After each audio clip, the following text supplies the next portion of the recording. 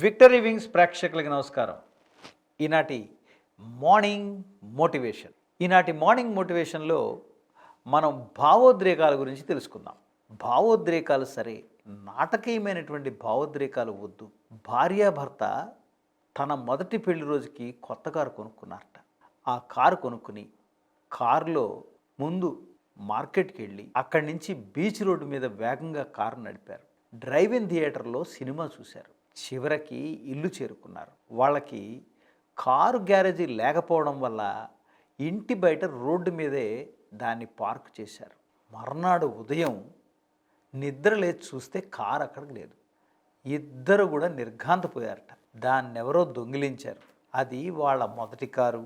మొట్టమొదటిసారి పెళ్లి రోజు కనుక కొనుక్కున్నారు. ఆ పెళ్లి రోజు కానుక ఆ కారుని వాళ్ళు అనుభవించింది కూడా ఒకే ఒక్క రోజు మాత్రమే. భార్య ఆ దుఃఖాన్ని భరించలేకపోయింది. చెమర్చిన కళ్ళతో సోఫాలో కూలబడింది. భర్త కూడా చాలా కదిలిపోయాడు. కానీ జరిగిన సంఘటన కన్నా అతనికి భార్య మీద ఉన్న ప్రేమే ఆ సమయంలో ప్రధానమైంది. వెనక నుంచి ఆమెని కౌగిలించుకొని, కారు పోయింది, నీకు ఆ విషయం బాధగా ఉండొచ్చు, కానీ దాన్ని నువ్వు తేలిగ్గా తీసుకో. నువ్వెలా అనుకున్నా పోయిన కారు మళ్ళీ రాదు. అలాంటప్పుడు తేలిగ్గా తీసుకోవచ్చు కదా అన్నాడు.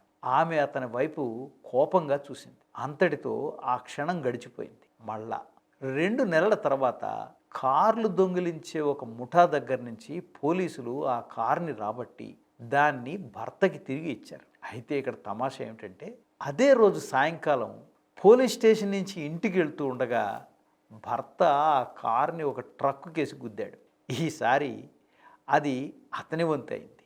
దాన్ని అతను భరించలేకపోయాడు. ఇంటికి వచ్చి చెమ్మగిలిన కళ్ళతో సోఫాలో కూలబడ్డాట. భార్య కూడా షాక్ అయింది. అయినా ఆ క్షణాన్ని ఆమె ప్రేమే అన్నిటినీ జయించింది. ఈసారి ఆమె అతన్ని వెనక నుంచి వాటేసుకుని కారు గుద్దుకుంది. దాని గురించి మీరు బాధపడుతున్నారు. మీరు దాన్ని తేలిగ్గా తీసుకోండి. ఏం చేసినా కారు గుద్దుకుందన్నది వాస్తవం. అలా అయినప్పుడు తేలిగ్గా తీసుకోవచ్చుగా అంది. తార్కికమైనటువంటి ఒక ప్రశ్న. ఒక కారు దొంగలించబడితేనో దేన్నైనా గుద్దితేనో ఎవరైనా దాన్ని తేలిగ్గా ఎలా తీసుకుంటారు? కానీ చేసేది ఇంకేముంది? బాధపడచ్చు, కావాలంటే తేలిగ్గా తీసుకోవచ్చు. మీరు కోరుకుంటే ఎలాగైనా సరే భావోద్రేకాలకి గురైన తర్వాత చేయవలసింది చేయడమే. పోలీసులకి కంప్లైంట్ చేయాలి. కారుని దగ్గరలో ఉన్నటువంటి మెకానిక్ దగ్గరికి తీసుకెళ్ళాలి. ఇన్సూరెన్స్ కంపెనీ ఏమైనా ఉంటే వసూలు చేసుకోవాలి. ఇన్సూరెన్స్ చేసి ఉన్నట్లయితే చేయవలసిందంతా చేయాల్సిందే. అలాగే మీ అబ్బాయో అమ్మాయో ఓ సబ్జెక్టులో ఫెయిల్ అయ్యారు అనుకోండి, తండ్రి చెంపదెబ్బలు కొడతాడు, తల్లి తన తల బాదుకుంటుంది, ఏడుస్తుంది. ఆ భావోద్రేకం అంతా కూడా చల్లబడిపోయాక తర్వాత సంగతి ఏమిటి? ఆ సబ్జెక్టు బాగా నేర్చుకునేందుకు మీరు ఆ పిల్లకో పిల్లాడికో సాయం చేయాలి, ట్యూషన్ పెట్టించాలి, చేయవలసిందంతా చేయాలి. అలాగే ఓ గ్యాస్ స్టవ్ మీద మీరు పాలని అవసరమైన దానికన్నా ఎక్కువసేపు ఉంచారనుకోండి, మర్చిపోయారనుకోండి, అప్పుడు ఏమవుతుంది? పాలు పొంగి కింద కారిపోతాయి. కేకలు పెట్టినా, శ్లోకాలు పెట్టినా, అరిచి గీ పెట్టినా, ఒత్తిడికి గురైన, బీపీని పెంచుకున్న ఆ భావోద్రేకం అంతా పోయాక తర్వాత ఏమిటి చేయాలి? స్టవ్ ఆపేసి, గిన్నె దింపేసి, ఒంటింటి అరుగుని శుభ్రం చేయాలి. చివరికి చేయవలసింది అదే చేస్తారు. షేర్ మార్కెట్ కుప్పకూలిపోవడం దగ్గర నుంచి, ముఖ్యమైనటువంటి ఉద్యోగి రాజీనామా చేయడం దగ్గర నుంచి, ప్రేమించిన మనిషి చనిపోవటం దాకా భావోద్రేకాలు ప్రకటించాక చివరికి చేయవలసింది చెయ్యడమే. ఇక్కడ మన భావాల్ని ప్రకటించడం గురించి చర్చించడం లేదు. నాటకీయంగా ప్రదర్శించే భావోద్రేకాలని నివారించుకోవడం గురించి మాత్రమే మాట్లాడుకుంటున్నాం.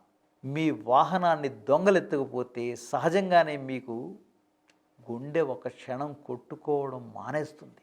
మీ అమ్మాయి కానీ అబ్బాయి కానీ ఫెయిల్ అయితే మీరు నిస్పృహకి కూరుకుపోతారు. ప్రేమించిన మనిషి చనిపోతే ఏడవడం న్యాయమే, భావాలు సరే, భావోద్రేకాలు వద్దు. భావ పరిపక్వత సాధించడం అంటే భావాలని పోగొట్టుకోవడం కాదు, భావోద్రేకాలను నివారించటం. ఎలాగూ చేయవలసిందంతా చెయ్యక తప్పనప్పుడు భావాలని నాటకీయంగా ప్రదర్శించడం దేనికి?